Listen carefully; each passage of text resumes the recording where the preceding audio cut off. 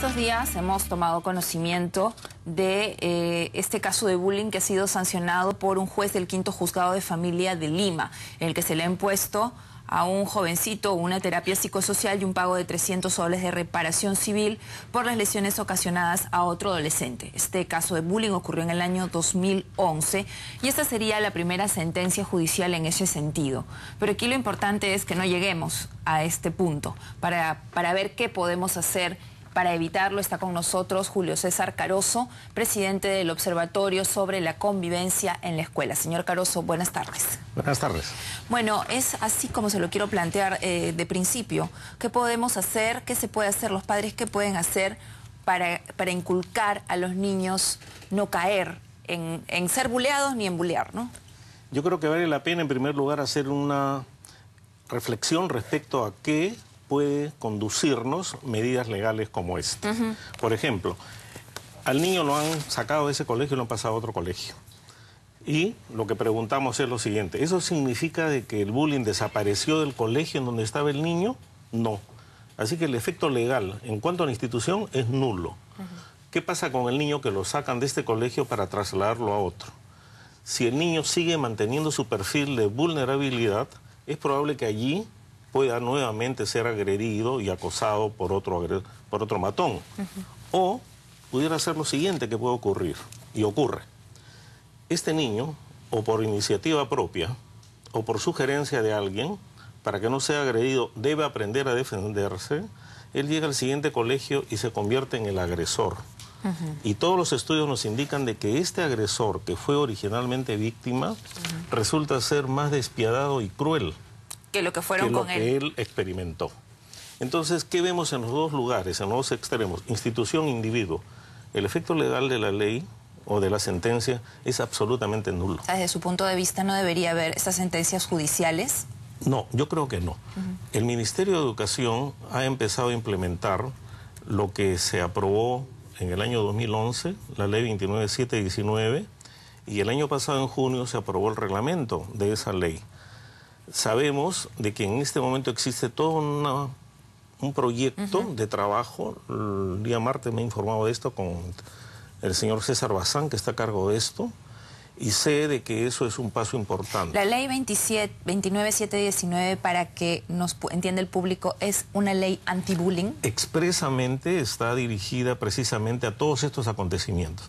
Entonces, esa es otra observación importante. Acá se está aplicando la ley penal, ¿no? Porque el derecho positivo, y están pasando por encima de una ley que específicamente ha sido dado para estos casos. ¿Y esta ley prevé sanciones?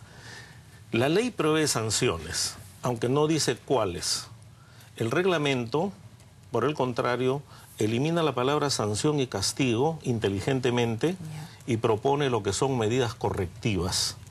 ¿Por qué? Porque se trata de que los niños y los jóvenes actúan de una manera matonesca, abusiva contra sus pares, pero ¿por qué ocurre esto? Porque en la escuela hay conflictos, hay diferencias, y estos niños han aprendido en su hogar, en la propia escuela, en el escenario social, en los medios de comunicación, de que cuando existe una diferencia, cuando existe un conflicto, la solución que ellos siempre han visto es la violencia de acuerdo al poder de una de las partes. Antes de entrar a ese punto, que es, digamos, con el que yo habría comencé, pero usted muy bien me ha derivado a esta ley, yo le podría decir, por ejemplo, como dice la madre del adolescente agredido, me parece muy poca la indemnización porque a mi hijo casi lo dejan paralítico y estoy disconforme.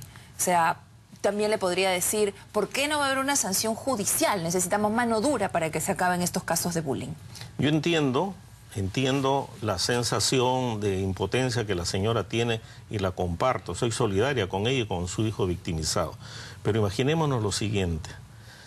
Todos los estudios a nivel internacional señalan de que del 40 al 47% de los estudiantes han sido víctimas en algún momento de violencia y acoso.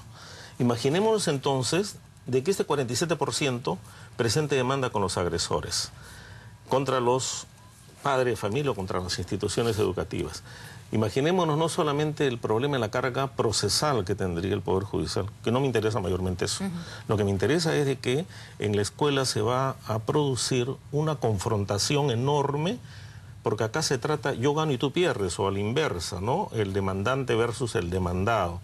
Y la política que se establece para luchar contra el bullying es la convivencia democrática. Con esas palabras está contemplado en el reglamento. Y la convivencia democrática significa un espacio en el que tienen que actuar los padres de familia conjuntamente con los estudiantes, los profesores, los directivos, el personal administrativo y, de ser posible, en algunas ocasiones, los miembros de la comunidad, quienes van a proponer cómo podemos vivir mejor en el centro educativo. Ya no van a ser los directores, sino van a ser quienes conforman este comité de convivencia. Ahora, es importante señalar esta confluencia que usted hace de directores, padres, porque justamente estaba leyendo el otro día que no se puede confiar solo en los psicólogos porque, para comenzar, no alcanzan, no hay.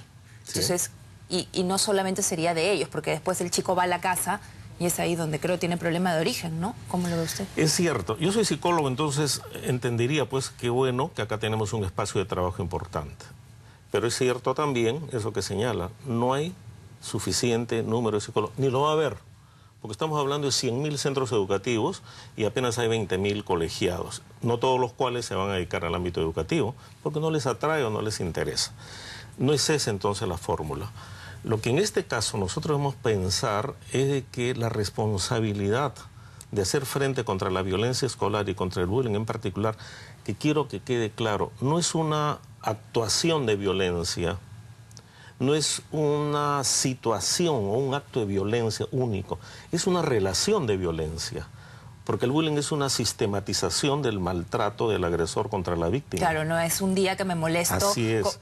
Antes era muy común, yo me molesto, te pego y después, o lo que sea, se me va la mano. Pero el otro día ya estábamos jugando. Claro, es que es otra forma de violencia. Claro. Pero el bullying es, como dije, una relación de violencia, es sostenida en el tiempo, y esto va erosionando gradualmente la tolerancia psicológica de la víctima. Esto se puede resolver con castigos, con sanciones o con medidas educativas, que no solamente tienen que darse en la escuela, sino que los padres también tienen que aprender a convivir. Sabemos de que tampoco el hogar es una buena escuela de convivencia. Es entonces una responsabilidad de todos en general esta tarea. Me parece injusto de que se les sancione a los niños, a las niñas, a los jóvenes, por hacer lo que nosotros hacemos. Por imitarnos de alguna manera, ¿no? Resolver nuestros conflictos por medio de nuestro poder, ¿no? De nuestra mayor fuerza. Claro, eso es lo que ven y lo que reproducen de alguna manera, ¿no? Esa es la mecánica que opera. Sí, claro. ¿No? Psicológicamente hablando. Ahora, muchos padres nos deben estar viendo, entonces deben decir, me llevo pésimo con mi esposa. No la veo, mi esposa, no sé, tengo pleitos con ella todos los días, no me preocupo por mis hijos van al colegio. Si está viendo esta entrevista, ese padre, esa madre que también dice, yo no tengo un buen hogar, ¿cómo puedo hacer para que mis hijos no sean víctimas o no sean agresores? Acá, Ana, quiero aprovechar para lo siguiente, porque eso lo dice también la nota, de que el niño agresor proviene de un hogar de violencia. Eso lo dice una señorita Arroyo, de la municipalidad. Bueno, es bueno que todos sepamos de que no solamente los agresores provienen de un hogar en donde impera la violencia y disfuncionalidad. También de ese mismo hogar provienen las víctimas y los espectadores, que son pasivos e indiferentes al maltrato. Entonces, hay tres, ¿cierto? Tres hay agentes. Víctima, agresor y espectador. Y espectadores, ¿no? ¿Qué pasa con el agresor? Diríamos que reproduce, ¿no?, el tipo de maltrato, de violencia, de trato relacional que ve en su hogar. ¿Qué pasa con que es víctima? También lo ve eso en su hogar, pero tiene miedo de este tipo de experiencias y se ensimisma, se refugia. No sabe qué hacer porque le teme a estas prácticas. Y el que es el espectador, ajeno a estos acontecimientos, ve tanto la violencia en su casa, entre sus cónyuges, entre sus padres, y de ellos hacia los niños, hacia los hijos, que ya me acostumbré a verlo, que no me llama la atención verlo en la escuela, que lo ejerza otro chico, o que lo ejerce el profesor, el directivo, el personal administrativo. Nada de esto ya le es llamativo, se ha desensibilizado. Esto significa de que debemos preocuparnos, porque no solamente se trata de estragos ocasionales, como son los suicidios, sino son problemas serios que se van acopiando gradualmente en el curso de todo el periodo que los niños, las niñas y los jóvenes están en la escuela. No estamos hablando de 5 años, de 3 años. Por eso a mí me parece inteligente una propuesta que es la que conversaba el martes, decía, de que hay un proyecto por 3 años sostenidamente trabajar, un plan piloto, en donde se van a aplicar precisamente una serie de estrategias de intervención y de prevención que están dentro de lo que es la convivencia. Pero ahí justamente por eso le decía, por eso le preguntaba a este padre o esta madre, que en este caso sí tienen una dinámica violenta, también se deben de sentir impotentes, ¿no? O sea, es porque, a ver, yo no puedo culpar a alguien de su pasado, así aprendieron, así son. Bueno que se lo preguntaran, ¿no? Y de repente hasta dirán, no sé cómo hacer. Ahora, se sienten impotentes, eso es cierto, por una razón. No sé cómo actuar. Eso pues. Esa es una situación. Que le dice el psicólogo, le dice el profesor, o le dice en la escuela de padres, señor, usted tiene que dialogar con sus hijos o con su esposo. Pero esa palabra dialogar es hueca. Se trata de que aprendamos a dialogar sobre cosas que concretamente nos interesa dialogar. Es decir, yo tengo que decir, ustedes, por ejemplo, como pareja o como familia, deben establecer objetivos. Esa es una cosa que tiene que hacer mucho con la calidad de vida, establecer objetivos. Eso significa entonces que como pareja tenemos que decir, bueno, ¿qué nos proponemos nosotros para este año? ¿Qué quisiéramos concretar, lograr, todos en general? Y en función a eso vamos a dialogar y establecer qué tiene que hacer cada uno de nosotros. Es más, qué tiene que dejar de hacer también, claro, porque acá no se trata de intereses individuales, sino se trata del interés colectivo, el de la familia. Y esta escuela, este plan piloto que usted me menciona de 3 años, ¿podría detallarme un poco cuáles son las principales? ¿Cómo se aplicaría, pues, dónde? ¿En los colegios? Le digo lo que he podido más o menos recordar, porque no es una iniciativa del observatorio, aunque como le digo, nos parece interesante y atractivo, sino es una iniciativa que el Ministerio de Educación está trabajando y que piensa ponerse en práctica, según lo que me decía César Bazán, que es el encargado de esto, a partir de agosto. Esto significa entonces, repito, de que se van a dejar de lado una serie de medidas sancionadoras puramente punitivas, que son las que se quieren emplear o se vienen empleando hasta la fecha. Y en segundo lugar también significa un poco una rectificación de algo que es lo que se ha venido haciendo hasta hoy. Por ejemplo, debe haberlo escuchado, se habla de policías escolares, de defensorías escolares, de fiscalías escolares, todo escolar. Son las instituciones del Estado que las introducen a la escuela y nombran representantes. Como que usted es policía escolar y por eso van a hacerle caso o la van a respetar. Lo que no se entiende es que acá no es una cuestión de imagen de autoridad, sino es un ejercicio de respeto a los derechos del otro y que el otro respete mis derechos. Es un ejercicio de democracia en el sentido de que yo tengo que respetar la diversidad, tengo que respetar las diferentes opciones culturales, de género, que las personas, los estudiantes tienen. En el salón, yo le digo mucho a los profesores cuando trabajamos la capacitación, usted no tiene en el salón de clases 30 alumnos, lo que tiene son 30 personas, es decir, son 30 individualidades.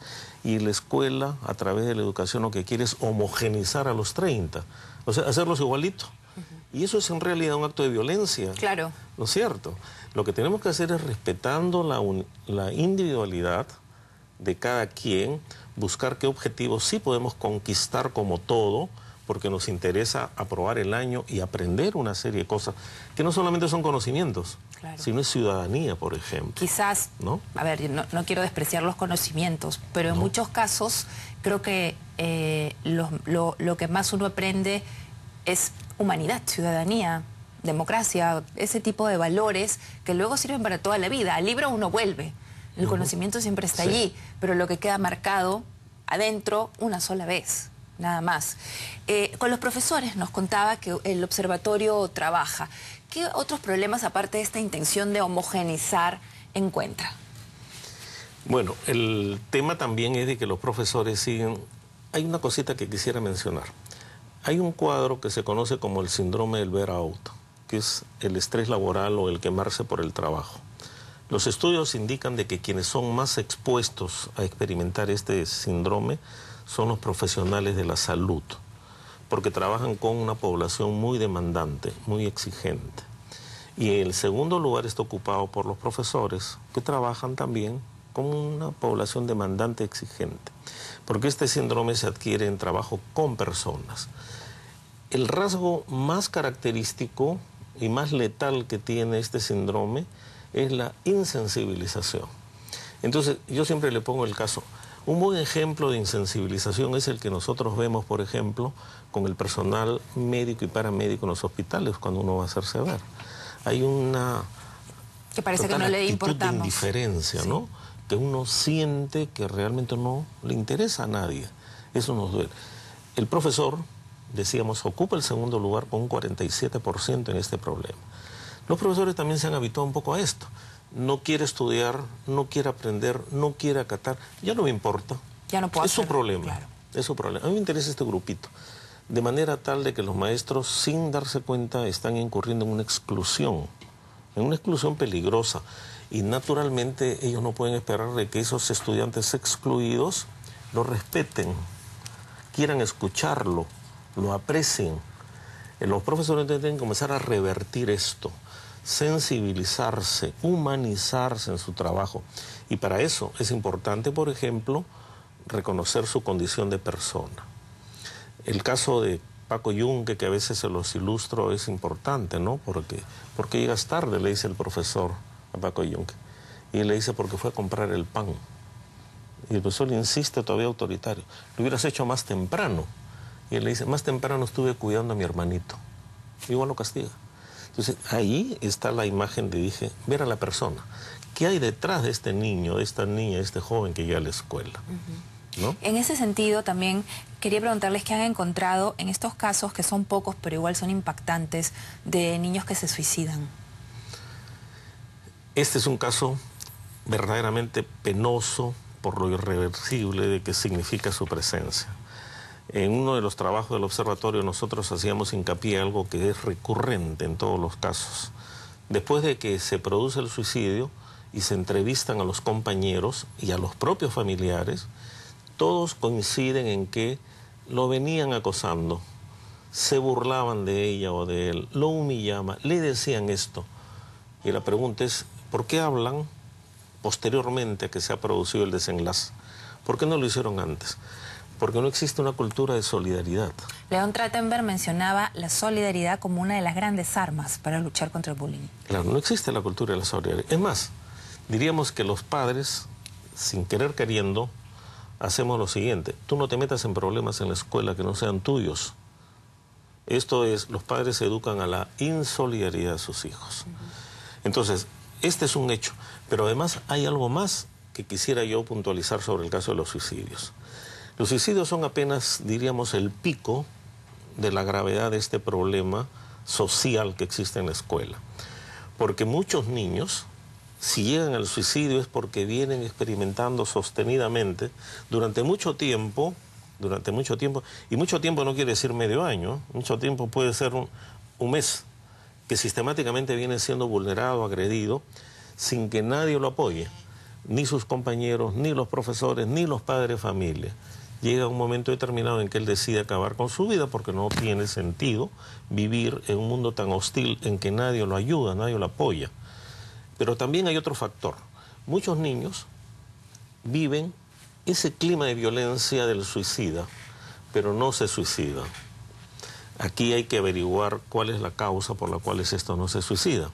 Entre ellas tenemos, por ejemplo, algo que es muy propio de cada quien. Los umbrales de sensibilidad son distintos de persona a persona. Cada uno siente diferente, ¿no? Y hay otro factor también muy objetivo que se puede invocar, que es el siguiente.